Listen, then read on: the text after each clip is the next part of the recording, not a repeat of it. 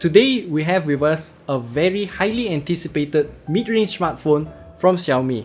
This is the Redmi Note 9S and I've been using it for about 1 week right now.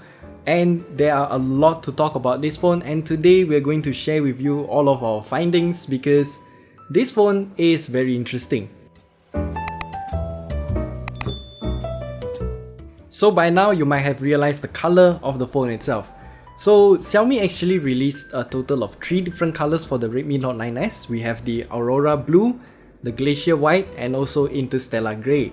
The one we have here is in Interstellar Grey version, but from the reflection here it does look a bit blue, which I'm not too sure why this happened because everyone who looked at this phone told me that this phone is blue in color. But nope, Xiaomi calls it the Interstellar Grey color, which I'm totally not complaining because I really do like the subtle hint of blue.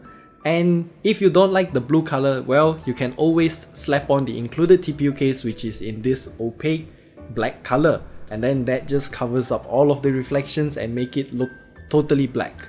And you might have realized that there is no fingerprint scanner at the back of this phone, and that's because Xiaomi moved it to the side, integrating it with the power button, which I think is quite common nowadays because a lot of smartphone manufacturers are moving towards this side-mounted fingerprint scanner trend. But I think Xiaomi moved it a bit too high, and for a left-handed user like me, even with my big hands and long fingers, it's kind of difficult to reach but not impossible anyway. And the Redmi Note 9S is not using an under-display fingerprint scanner because this is an IPS LCD screen, 6.67 inches of them, and there's only a small circular notch at the top center here.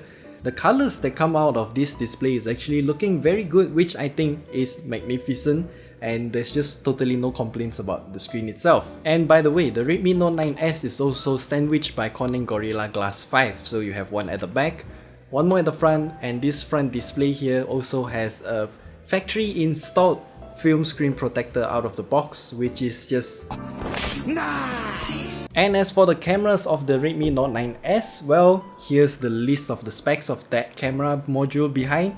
Some might say that its bump is a bit too big, to which I say, well, at least it has a unique look to it, and overall picture quality is as such. The main camera looks alright, though the white balance is a bit wonky sometimes. The details are okay, although I do like the 64 megapixel camera on the Redmi Note 8 Pro more than the 48 megapixel sensor on this, but that's a story for another day anyway.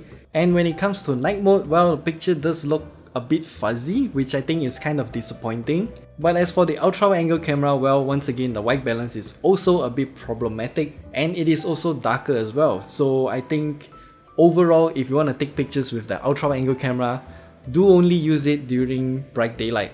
One advantage that the Redmi Note 9S has over many other smartphones in the market right now is the ability for that macro camera, 5MP mind you, to autofocus. With that autofocusing feature, it does make taking macro shots with this phone a lot easier than other smartphones in the market, which I truly do appreciate, though maybe sometimes it is better to take pictures with that main camera, 48 megapixels, and then crop it down. But what about the performance of the Redmi Note 9S, you may ask? Well, if you want to look at the specs, here they are. I'm not going to go much in detail of them because this is not the first time that we are using a smartphone with the Qualcomm Snapdragon 720G. We can technically call it the best mid-range smartphone chipset in the market right now. And even though the MediaTek Helio G90T is technically better in terms of benchmarks, we cannot give it any credit because MediaTek was caught cheating in benchmarks, which you can learn more at the top right corner link there.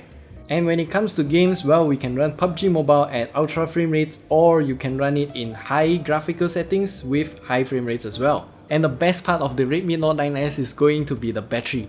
I absolutely love this thing's battery because for some reason, Xiaomi just packed in a 5020 mAh battery into a smartphone like this. And combined with the Snapdragon 720G's battery efficiency, it can last for over 20 hours in our battery life test. Imagine that, 20 hours! That means you can use it for 2 days without charging, and that is a fact. But that charging speed though, Xiaomi included a 22.5 charger in the box itself with this phone, which I'm not too sure why, because this phone only supports up to 18 watts of fast charging, It is still fast charging, mind you. It takes about 130 something ish minutes to charge from 15 to 100%, which I think is okay because once you charge it to 100%, then you can use it for 2 days, and mind blowing. And before we end this video, I do have a few more things to mention about the Redmi Note 9S. For example, the IR blaster, which I think is really handy. I can control a lot of stuff in this house, including the camera that I'm filming with, this air conditioner, my speaker, my TV, my fan, and a lot more things. And secondly, the vibration motor. Yes, the Redmi Note 9S has a brand new vibration motor, which I think is comparable to modern flagship smartphones. It is clicky, but it's not as soft as I'd like it to be. It's a bit more aggressive, so it does have that clicky vibration motor kind of feeling, but it's just aggressive. When it vibrates, then you can feel the whole phone just shakes. So in conclusion, the Redmi Note 9S at the price of 799 ringgit, this is an obviously great buy. I would highly recommend this phone to anyone who is finding a smartphone right now. If you have a bit more money to spare, then I would suggest you to get the higher end version, the 6GB RAM version, at the price of 899 ringgit. With that extra 100 ringgit, you do get 2 extra gigs of RAM and also double your internal storage as well. I find it to be even more majestic deal because more RAM is obviously better. 4 gigs of RAM is just not enough for me. 6GB is the sweet spot, and another reason why I would recommend you to get the 6GB RAM version is because how aggressive MIUI is in terms of killing apps. If you have more RAM, then obviously the app is going to persist even longer, and overall a better user experience. So yeah, if you have the money, splurge it on that 6GB RAM version. And that is all we have to say about the Redmi Note 9S. If you have any questions, do leave them down in the comment section below. We will try to answer them whenever we can, and we will see you in the next video. Bye.